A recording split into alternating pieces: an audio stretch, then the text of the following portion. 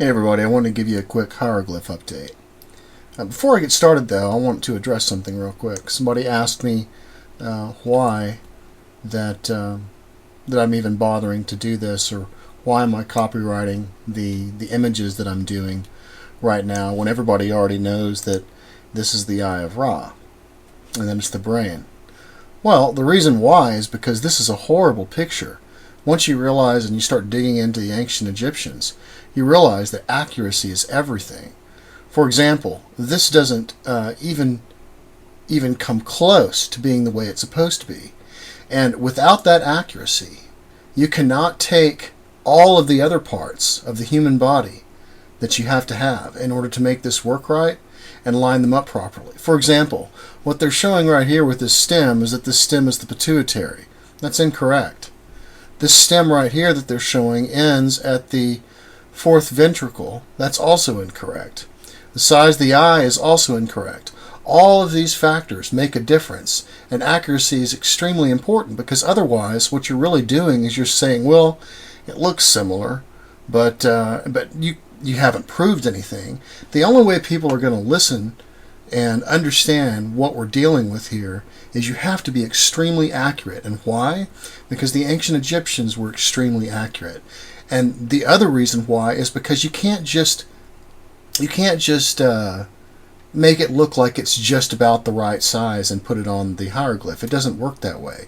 Unless you are completely highly detailed about what you're doing, everything else gets thrown off because it's that accurate. I mean, it is ridiculously accurate. So this kind of stuff right here that we've seen on the internet before, this is bogus. Okay? Now I'm going to show you what it's really all about. We have to go with accuracy. So let's do a hieroglyph update real quick. Now, when you take a look at this, now notice this right here. This is not the pituitary, and all of these things have to be exact. Okay? You see the throne right here that that's actually sitting on is this area right here where it opens up into the skull. That other picture didn't have a throne on it either. So if the reason why that I'm putting my name on a lot of this stuff is because this takes an incredible amount of time, and in fact I don't know of anybody out there that's ever done this before. There's no pictures out there on the internet or anything that show this.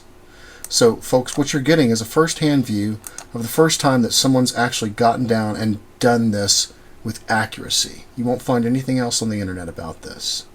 But the throne has to rest right up here, right after this opens up, just like this. It's important because there's a lot of different factors that have to be right on the money. Where this and the stem ends right here signifies the end of the brain. And what you'll normally see is a staff, that was staff, right at the edge going along this line right here. Also, the area right above the thalamus that you see right here goes into the eye. So that's important. It has to be just like that. And if you notice, the way the brow is, there's this area of the brain right above the corpus callosum. And if you notice, the brow follows that, and it gets smaller on top of the corpus callosum, just the way this one is right here. The stem has to be correct, going right down the spinal cord. These two areas coming off have to be correct, and they follow the outside of the skull, the bone on the outside of the skull, which we'll take a look at in another picture. This stem has to be running right down the top of where the indention of the cerebellum is, and the pineal gland has to be right inside this area. And this is really important, because if this is not right, then you can't match up the larger and smaller fractals very easy. Because when we start taking a look at larger and smaller scales of man, these have to be correct, because we have to be able to see the same kind of thing happening at every scale. Otherwise it'll get thrown off. And it's very easy when you start moving to larger and larger scales. If you're not really close or are almost right on the money, and what's interesting about the ancient Egyptians is they give you guides they give you guides for you to take a look at. And if you know what you're looking for, just like the Great Pyramid, which we'll explore a little bit more, when you know what you're looking for, you know what those guides mean once you start putting the puzzle together. We'll go over that in just a minute. But this is the way the throne looks from an MRI version.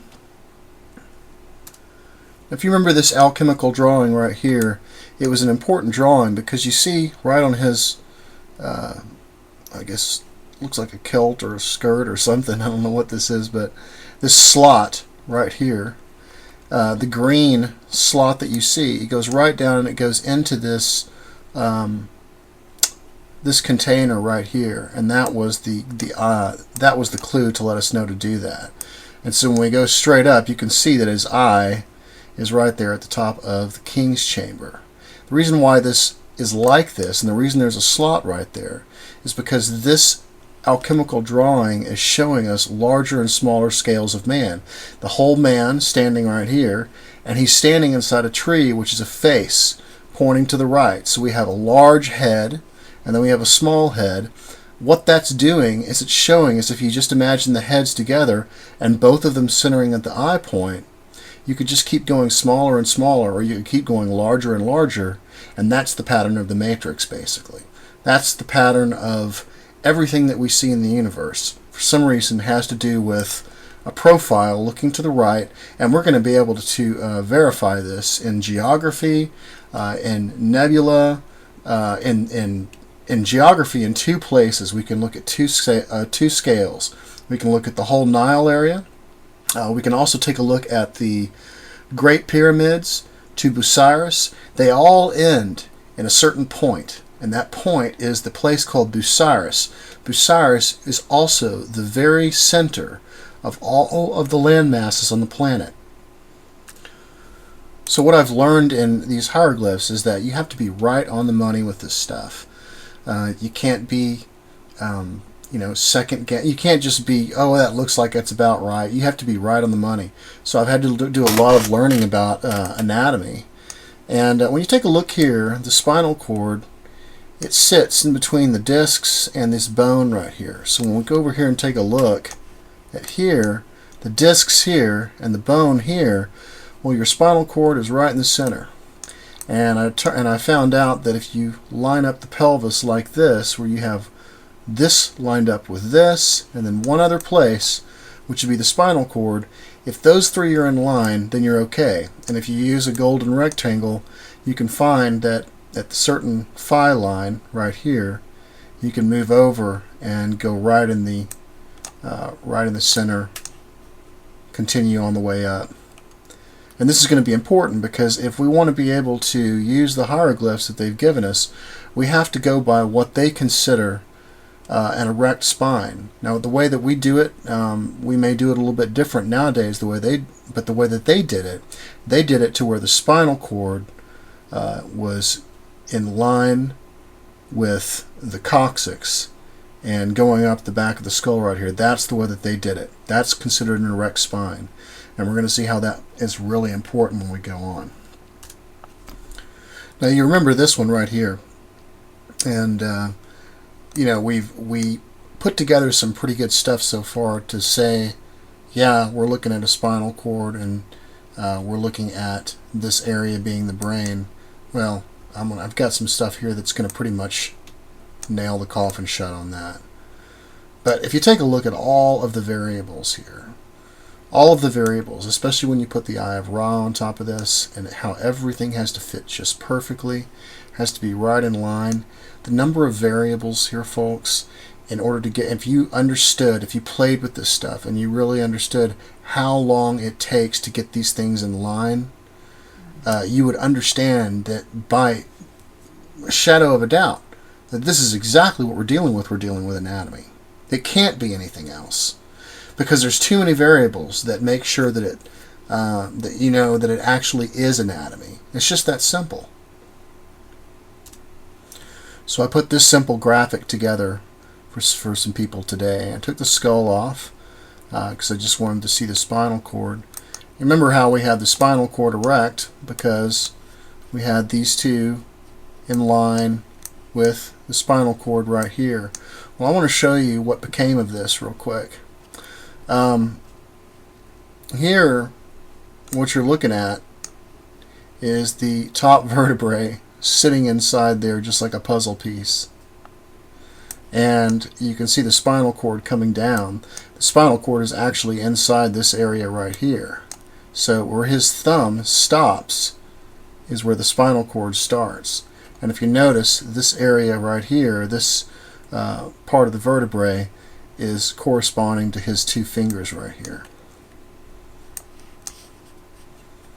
So then we travel down a little bit further, and you can see these fit in there just like a puzzle piece. We travel down a little bit further, and you can see he's actually, remember, the spinal cord is in between the disc and the bone. He's actually grabbing the spinal cord itself. And then when we come down further, the tip is actually spearing the coccyx right here. So if the only way that that can work, you have to have all of these pieces fitting in there just perfectly, and it has to be in line in all these different places or it won't work. There's no way that this can be anything else, especially based on the puzzle pieces that we see up here. It has to be a spinal cord. It has to be that this is what this is, and this is what the was staff is being used for.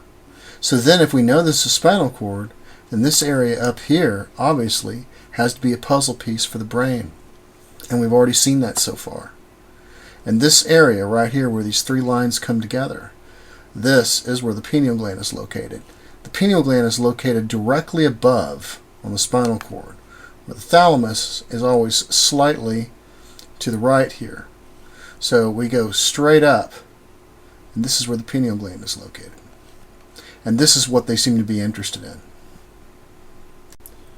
So let's take a look at one with it all put on here.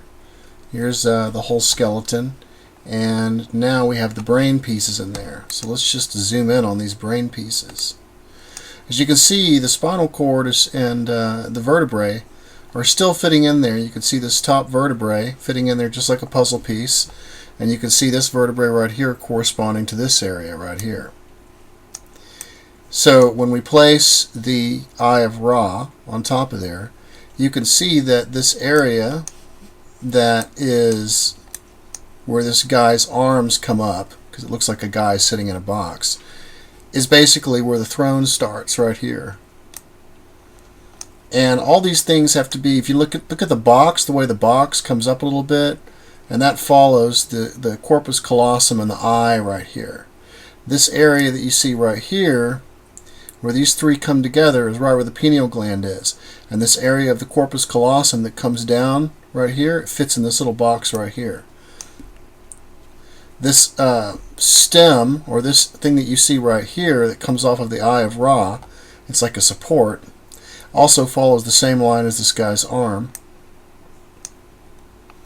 And what I've done is you can see how the spinal cord, and you can see the width of it is the same as well, going all the way up.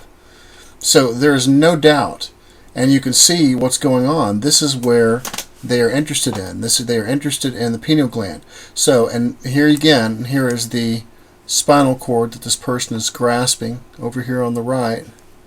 And then right here you can see this spear right here and how the coccyx comes down and it spears that. It's separated, I believe, because there's like this little area between the coccyx and the pelvis, and I believe that's what that has to do with.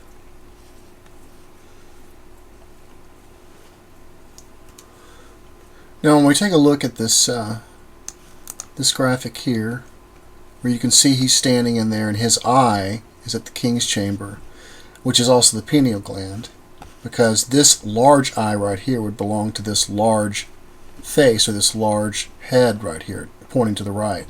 And if you notice, these things are all gauged just right as far as their width and everything. It's supposed to fit in that slot just like that, so that way it ends right up at the pineal gland, and everything is always going to be in alignment where it all ends in the pineal gland. So with that logic in mind, we'll just go ahead and put the skull in there, and you're going to notice that one of the things that I've done here As you can see the line going across the top of the pyramid there. You can also see that these end right at the end of the brain. This with the pineal gland, and you'll notice the stem coming off of the Eye of Ra also follows the Grand Gallery as well. Also, you'll notice that you see these little things that you see here, these little dots and things, these things that they put in there. Well, those actually serve as guides, and we'll see that later on here when we take a look at the stuff in a little bit more detail. You can see the throne resting on top of this thing right here. And you can see the way that these round pieces that come off, they kind of follow this line right here and come up. And you're going to notice that this skull cradles just perfectly inside this thing. And it ends right here, right where these little junctions are. And you put a cross up there, and you get the top of the skull right here. Now, the deal is that as far as the skull goes, the ancient Egyptians were measuring, they were more interested in the brain than they were, well, they were more interested in the spinal cord and the brain than they were the actual top of the skull, because skulls can vary in size, but the internal part of the brain should be relatively, if it's a healthy brain or if it's a normal brain, it'll be the same as phi. And so we'll always get a correct reading as long as we follow these things to keep us locked into phi when we go up the spinal cord and get into the brain. That's the reason all these pieces right here, like the throne and all this stuff, is so important. So following their logic, this is pretty close to what you're going to see right here as far as the person being inside the larger head.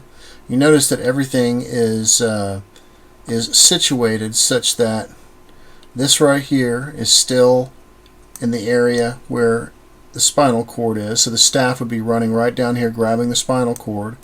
And you'll notice that it all ends in the same place. So we have the pineal gland, but this arrow right here is also pointing to the pineal gland of the larger head as well. So it's like a vortex. And what we're going to see is when we start looking at these larger and smaller scales of man, if we start here and we zoom out and we look at the larger one, we're going to see how the larger one is also creating things like land masses and stuff like that as well. You're going to also notice that the rib cage on this guy and the pons is basically the same. It's like a little smaller man, which serves as the brain stem. And you have to know how to line all this stuff up so that it'll be correct.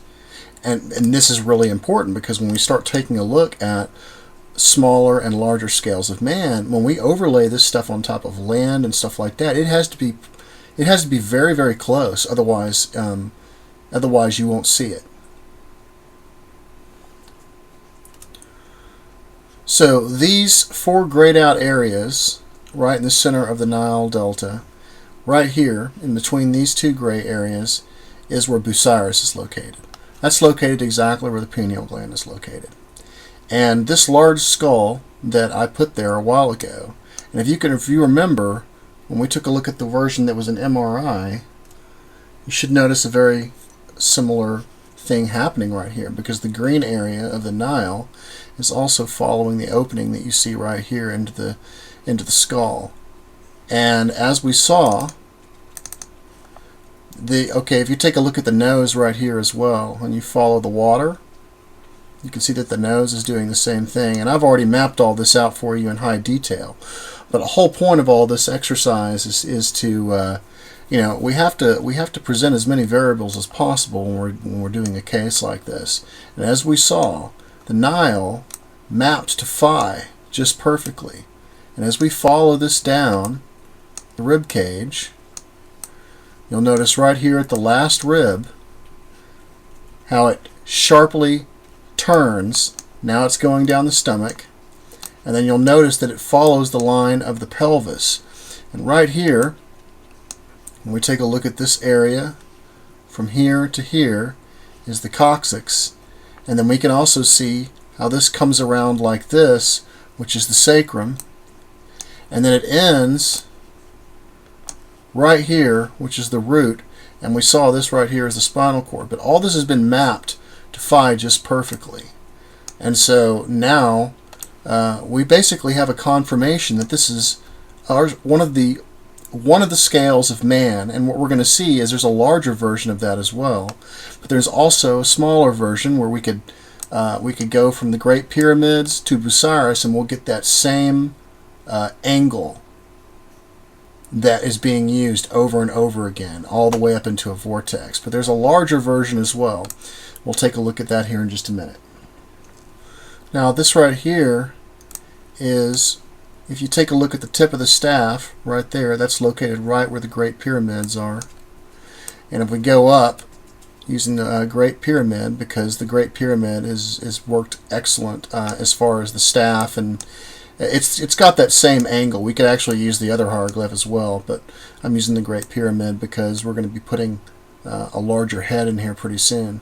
But notice where Osiris is. It's located exactly at that. That is the actual coordinates. So this is exact, basically. So what's going on right here is no coincidence. This is just a smaller version of man. So we could put a man right here, from his sacrum to his heart to his pineal gland right here, just like we've done before. And it's an exact measurement from the Great Pyramids to Osiris, being the pineal gland. This is where everything ends, right here is in the pineal gland. So once again, the reason why I use the Great Pyramid is because the Great Pyramid is telling us it's like a fractal puzzle. And what we see with the lines in this thing, and what we saw with the slot and what we saw in the other diagram, is that it's showing us these larger and smaller scales of man is what it's actually showing us. And so when we plug everything in, and so as we use these guides, notice the guides. Notice how these guides fall right in line with certain areas of their body. Notice his hand, how it splits right between his two fingers, and he's grabbing the spinal cord inside the Queen's chamber. The line going up his arm directly. And then we have these areas on his leg locked in just perfectly. And then, of course, this coccyx had to be just perfectly speared. And his toe had to be right there on this line. All of these variables, folks, there's just so many variables that have to be right in line that you know that this is what you're looking at. And everything is based on phi. So it gives you the ability to be able to take one hieroglyph and plug it into another and get information out of it. So having what we've already learned about these things is when we see them, they represent the top vertebrae in a spinal column. And right here on this king's chamber, you see that white line going across? Well, that's where the throne sits. And notice the way that this piece right here fits right in there, just like a puzzle piece. And the next one, right below it, is the same width as those two fingers. These are following the vertebrae. And so when we come over here and take a look at this one with the skull in it, notice that the throne, the top of the throne, is the same place as this white line right here. Remember our vertebrae that sat in there like that. And then, of course, we have the Eye of Ra inside here, and right there is where it ends up in the pineal gland. And then when we move down the vertebrae that we see right here, we can see an indication that they're accounting for the vertebrae even all the way down to here, because we can see that right here on each one of these lines we have a vertebrae here that corresponds to this area. We have one here that corresponds to this area. And if we keep going down, we have another one that ends right here. So, and they all end right in a line. They all end exactly in these locations. And this is what tells us that what they're showing us here has something to do with a larger scale of man.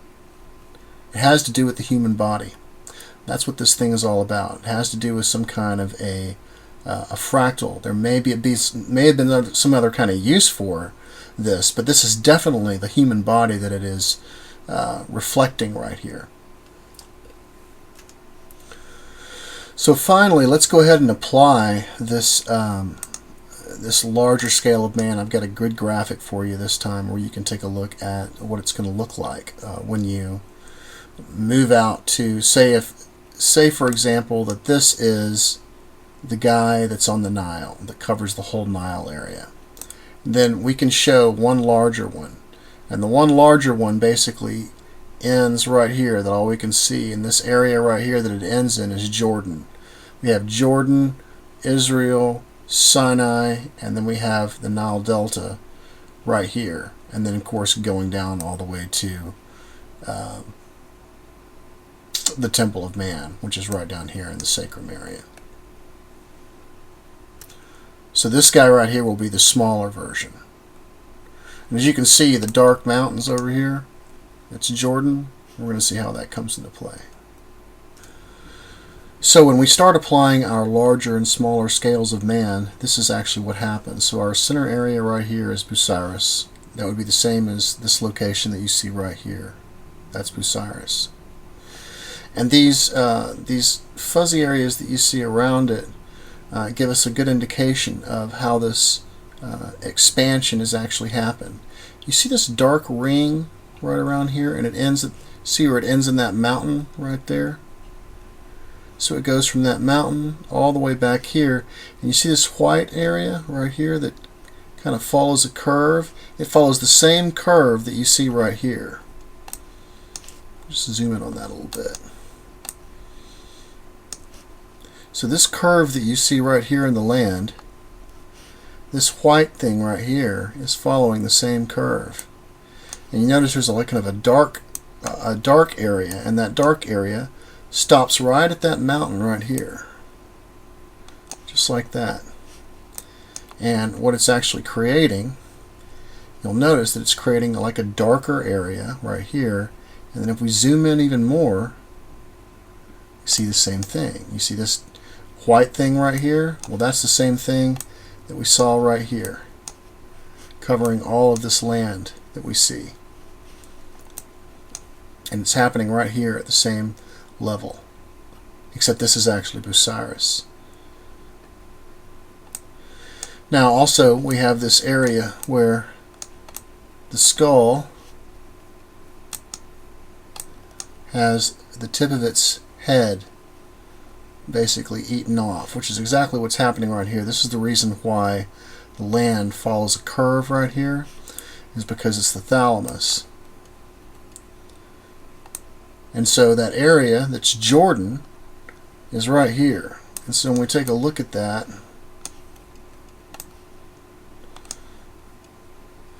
that's Jordan right there. And I want you to notice that where the corpus callosum curves and comes back around, you'll notice that right here there's no land, or there's no mountains right there. You can see the same pattern following us around that you see right here curving around as well.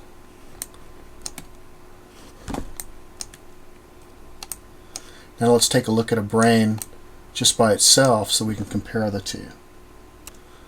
So when we take a look, this is actually the MRI version that we're looking at the brain. Make these two the same size, and you'll notice that the first part of the frontal lobe here is the same triangular region that you see right here in the mountains. And you remember how this corpus callosum, how this is following around. Let's take a look at this over here. Corpus callosum follows around, and you can see that it's doing the same thing right here. It's the same curve right here that you see right there.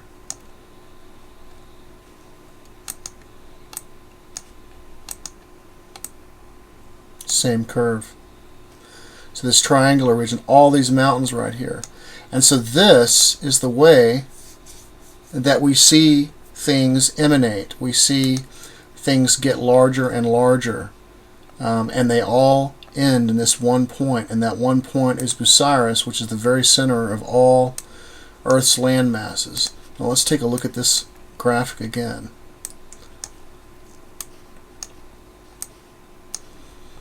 You see how it's creating this dark area right here, right around that mountain, and how this follows the land, just as we see right here. This is the fractal. This is the pattern of the matrix. This is how it looks. So they are just larger and larger scales of man. And apparently, it is the pineal gland and the brain that it's all centered on, because that is where it all emanates from. It all emanates from that one point and then just expands and gets larger and larger. It's just larger and larger versions of the same thing. So there you go. There is a first-hand view, and it doesn't stop there, folks, because we've also got the Orion Nebula we're going to take a look at next. But I wanted you to see this. This is the pattern of the matrix, and it gets smaller and smaller and smaller. Guys, take care, and I'll talk to you soon.